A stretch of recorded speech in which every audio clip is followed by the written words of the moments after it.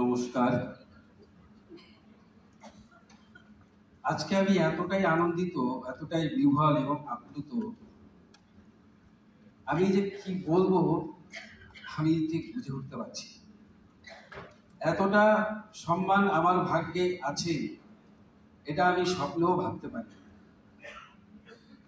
রেলওয়েতে 1989 সালে 21শে June railway পরিষেবায় আমার পদার্পণ। এ যাবৎ সব রকম সহযোগিতা আমার সহকর্মীদের কাছ থেকে যেমন পেয়েছি, আমার হায়ার অফিসার, আমার সিনিয়র ডিসিএম, আমার ডিভিশনাল রেলওয়ে ম্যানেজার এবং অন্যান্য যারা আছেন ঊর্ধ্বতন কর্তৃপক্ষ থেকে শুরু করে প্রত্যেকে সবসময় আমাকে উৎসাহ দিয়েছেন, উৎসাহ পেয়েছি। কাজে ভুল ত্রুটি হলে তারা সংশোধন করেছেন, অ্যাডভাইস করেছেন। Always I was and I am inspired by them. So I am grateful to them. Always I will be grateful to Railway, to Indian Railway, and to my colleagues and to my higher officials. দিশার কথা কি বলবো?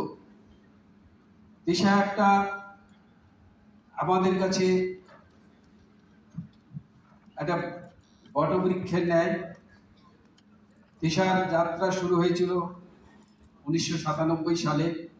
আপামর জনসাধারণের কাছে দিশা একটি বহুল পরিচিত নাম, একটি সুপ্রতিষ্ঠিত নাম। বহুল পরিষেবার মধ্যে চিকিৎসা পরিষেবা সব থেকে একটা গুরুত্বপূর্ণ পরিষেবা। তার মধ্যে দৃষ্টিহীনতা যারা দৃষ্টিহীন তাদের আলো ফিরিয়ে দেওয়া বা তাদের আলোকিত করার যে ব্রত দিশা নিয়েছে, তাতে সেক্ষেত্রে আমি গর্বিত। তাদের এই পরিষেবা তারা লক্ষ লক্ষ মানুষকে দিয়ে চলেছেন। আজকে আমাদের এই রাজ্যের 10-12টি জায়গায় দিশার শাখা সুপ্রতিষ্ঠিত। রামকৃষ্ণ পরমহংসদেব বলে গেছেন, জগতে যখন এসেছিস একটা দাগ রেখে যা। দিশা একটি দাগ রেখে চলেছে, দাগ রেখে যাবে। দিশার যিনি কর্ণধার মাননীয় ডক্টর দেবাশিস ভট্টাচার্য মহাশয়, মাননীয় ডক্টর তুষারকান্তি হাজরা মহাশয়, মাননীয় ডক্টর সমর বসাক মহাশয়, তাদের প্রতি আমার আন্তরিক কৃতজ্ঞতা।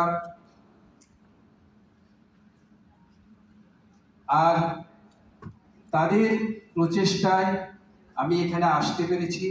মহালয়ার প্রাক মুহূর্তে, শারদ উৎসবের প্রাক মুহূর্তে এরকম একটি মহতী আয়োজন, এই আয়োজনে আমি আসতে পেরে আমি নিজেকে ভাগ্যবান মনে করি।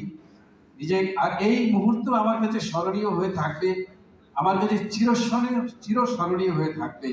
যতদিন আমি বেঁচে থাকবো আমার চলার পথ, এই দিশা সম্মান আমার চলার পথ মসৃণ করবে, আমার শক্তিকে কয়েক গুণ বাড়িয়ে দিয়েছে।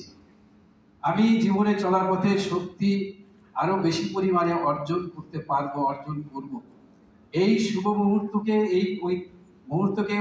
এই ঐতিহাসিক মুহূর্তের সাক্ষী থাকবে বলে আমার পুত্র, আমার কন্যাও আমার সঙ্গে এসেছে। যাই হোক, আমি এতটাই উদ্বেলিত এবং আনন্দিত।